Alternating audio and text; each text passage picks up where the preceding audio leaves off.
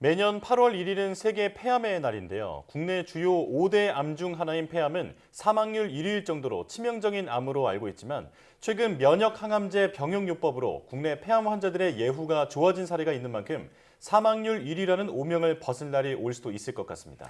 오늘 내 몸 보고서에서는 폐암의 원인과 증상, 치료법까지 알아보도록 하겠습니다. 고려대학교 구로병원 호흡기 알레르기내과 이승용 교수와 함께합니다. 어서 오세요. 네, 나오셔서 고맙습니다. 자, 우리나라에서는 폐암 환자가 지속적으로 늘고 있다고 하는데 먼저 국내 폐암 발병 현황에 대해서 알려주시죠. 네, 국내 5대 암종 중에서 하나인 폐암은 갑상선암을 제외하고 발병률이 가장 높은 암입니다. 네. 전에는 한 2등, 3등 정도 했었는데 최근에는 이제 제일 높은 발병률을 보여주고 있고요. 중앙암등록본부에 따르면 2020년 기준으로 한 해 약 2만 9천 명이 폐암으로 진단받는 것으로 나타났고요. 이는 5년 전, 2015년과 비교했을 때 약 17% 증가한 추세로 폐암 환자 수는 매년 조금씩 증가하는 경향을 보입니다. 네. 그 연령별로는 특히 젊은 층보다는 연령이 증가함에 따라 발생 빈도가 증가했고요. 올해 발표된 이제 2020년 국가암 등록사업 연례보고서에 의하면 65세 이상 연령층에서 발병률 1위인 암종은 폐암입니다. 이는 10년 전과 비교하면 약 47% 증가한 수치로 꽤 많은 발생률을 보여주고 있습니다. 그렇네요. 네, 발병률이 굉장히 높은데요. 그런데 폐암이 또 한국인 암 사망률도 1위라고 합니다. 어느 정도 이게 높은 걸까요? 암 사망률은 저희 한국뿐만 아니라 전 세계적으로 암 사망률 1위가 지금 폐암이고요. 한 해에 폐암으로 저희 나라에서 사망하는 숫자가 19,000명 정도 됩니다. 이는 통계학적으로 보면 30분에 1명씩 폐암으로 사망하는 수치고요. 그렇네요. 이렇게 폐암의 사망률이 높은 이유는 여러 의견들이 있는데 이 폐암은 특별한 증상이 없어서 초기에 발견이 되게 어렵습니다. 네. 보통 폐암의 가장 흔한 증상이라고 하면 기침, 가래, 호흡곤란, 흉통 등인데요.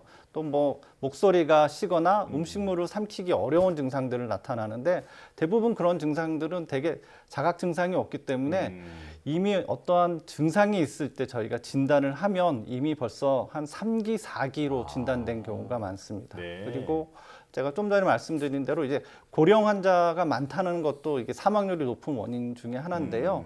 환자의 연령이 증가함에 따라 당뇨나 고혈압 또 그와 동반된 합병증으로 인해서 항암 치료를 받기가 좀 어려운 경우가 많습니다. 예. 이처럼 이렇게 연령 또는 폐암의 치료법 선택의 생존율에 있어서 이러한 것들이 영향을 미치기 때문에 아마 폐암이 전체 암 사망률의 1위가 아닌가 싶습니다. 그렇군요. 그럼 생존율은 어느 정도일까요?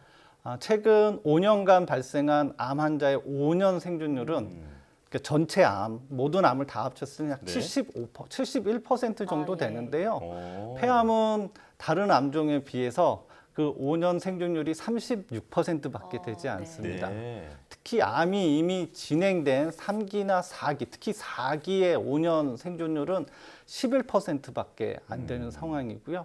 하지만 지금 최근에 이제 의학적인 발전과 효과적인 이제 치료제들이 이제 계속 나오고 있어서 그런 폐암의 생존율이 조금씩 개선되고 있는 점은 되게 희망적인 일입니다. 그렇군요. 전체 암 생존율이 5년 생존율이 70%가 넘는데 폐암은 36%, 그러니까 절반 수준에 그치고 있다라고 말씀해 주셨는데요.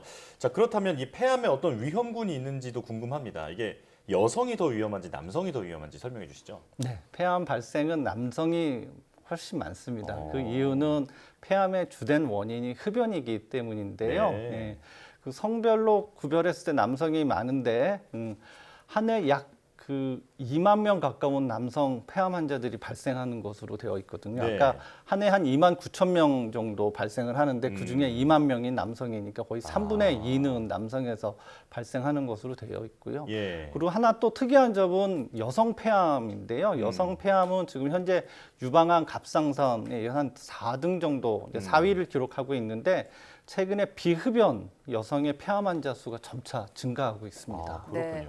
그러면 흡연을 하면 그 폐암 확률이 어느 정도 높아지게 되는 걸까요? 폐암은 일단은 흡연과 관련된 폐암 발생 빈도는 한 전체 폐암의 한 70% 정도 되고요. 예. 흡연자가 비흡연자에 비해서 폐암 발생률 위험도가 한 10배 정도 됩니다. 저희가 간접 흡연이라고 예. 흡연자 옆에서 있는 경우에도 간접 흡연자는 비흡연자에 비해서 한 1.5배에서 2배 정도 그런 폐암 발생률이 높습니다. 이거 외에도 이제 폐암의 원인으로 이제 최근에 이제 제시되고 있는 게 미세먼지. 예. 특히 음식 조리 과정에서 나오는 미세먼지나 아니면 저희 황사나 미세먼지도 이러한 폐암의 한 발생 원인으로 되어 있고요. 뭐 특정한 직업, 뭐 중금속이라든지 이런 직업적인 요소 그 원인에 의한 거, 또 만성 폐쇄성 폐질환 같은 경우 이제 담배와 많이 관련이 되어 있는데요. 그런 폐 질환 등이 이런 폐암의 원인이라고 생각되고 있습니다. 네. 네. 그런데 그 한 번 훼손된 폐는 다시 회복이 안 된다 이런 말도 있잖아요. 네. 환자가 흡연을 그만두면 담배를 끊으면 다시 회복될 수 있는 가능성 같은 것도 있을까요? 네, 당연히 금연을 하게 되면 그런 폐암 발생률이 감소하는 것으로 되어 있고요.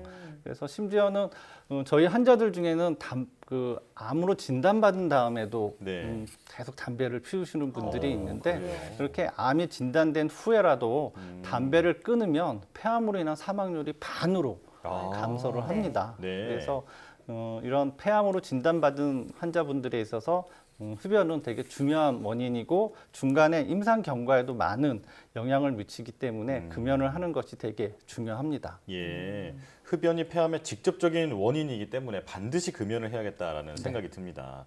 자, 폐암이 또 생존율이 말씀해 주신 것처럼 아주 낮은데 초기에 치료한다면 완치는 가능할까요? 네. 모든 암이 아마 그렇겠지만 조기 진단, 조기 치료가 되면 거의 완치를 바랄 수 있고요. 네. 폐암도 거기에 똑같이 적용이 됩니다. 그래서 세계 폐암학회 보고에 의하면 폐암 1기로 진단된 환자들의 완치율은 거의 80% 정도에 가깝습니다. 네. 그렇지만 이제 초기에 진단되지 않는 이제 좀 그런 환자들이 폐암에서 많이 발생이 되는데요. 예. 이런 다른 장기로 전이된 그 폐암의 경우에는 보통 전체 그 기수에서 한 40%를 차지하는데 이런 예. 환자분들은 수술적인 치료도 어렵고 그렇기 때문에 5년 이상 생존율이 되게 낮아졌는데요. 최근에 이제 뭐 방사선 치료의 새로운 방사선 치료 기법이나 면역 항암제 치료 또는 표적 치료제의 발전으로 그런 환자들도 계속 점차 생존율이 증가하고 있습니다. 그렇군요. 예. 그래도 초기에 발견하면 완치율이 상당히 높다라는 점은 아주 다행이라는 생각이 듭니다. 자, 그러면 폐암 환자는 그 말씀해 주신 어떤 그 병기에 따라서 치료 방식도 달라지는 걸까요? 네. 암은 대개 기수로 1기, 2기, 3기, 4기로 나눠지는데요. 초기, 보통 1기 같은 경우에 보통 표준 치료는 수술적인 절제입니다. 네. 이런 수술적인 절제가 원칙이고요. 대신 이 폐암을 앓는 갖고 있는 환자분들 중에서는 폐 기능이 좋지 않은 환자분들이 있거든요. 그런 네네. 환자들은 수술을 할 수 없기 때문에 그런 경우에 이제 저기 방사선 치료로 대체해서 할 수가 있습니다. 예. 그리고 보통 3기 정도 되는 환자들은 항암 방사선 치료라는 것을 하고요. 네. 이제 다른 장기로 진단이 된 이제 4기 환자 같은 경우에는 보통 항암 치료가 예. 원칙입니다. 네네. 예. 그 면역 항암제 병용 요법이 또 새로운 표준 치료법으로 자리 잡았다고 하는데요. 그 면역 항암제 병용 요법이 어떻게 암을 치료하는 걸까요? 면역 항암제 저희가 암을 치료하는데 면역을 증강시켜야 된다고 얘기를 하는데요. 저희가 말하는 면역 항암제는 그 암세포 중에서 암세포만 특이적으로 반응하는 면역 세포들이 있습니다. T 림프구라는 게 있는데요. 네. 그런 T 림프구가 암세포에 의해서 기능이 억제되어 있는 상태로 있는 상태를 저희가 다시 시켜주는 게 면역 항암제라고 생각을 하시면 되고요. 그럼 우리 몸의 면역을 다시 활성화시켜주기 때문에 부작용이 세포 독성 항암 치료보다는 훨씬 적고요. 또 면역 시스템이기 때문에 그 작용 시간이 길게 가기 때문에 그런 암 치료 약제 투여 기간에 비해서 효과가 지속되는 기간이 훨씬 긴 것이 장점입니다.